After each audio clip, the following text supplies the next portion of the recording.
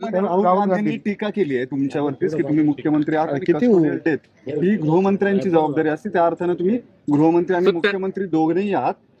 हे तुमच्याकडून त्यांचं म्हणणे पोलिसांच्या मारहाणीतच हा खून झाला किंवा मर्डर आहे.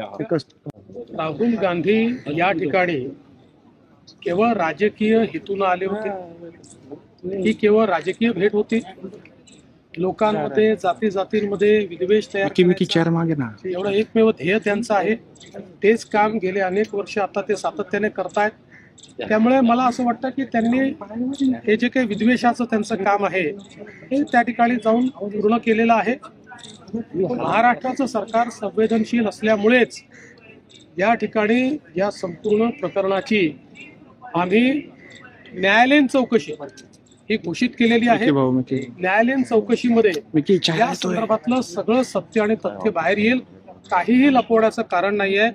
आणि जर त्या चौकशीमध्ये कुठल्याही प्रकारे मारहाणीमध्ये किंवा अशा प्रकारच्या गोष्टींमुळे हा मृत्यू झालाय असं बाहेर आलं तर कोणालाही सोडलं जाणार नाही.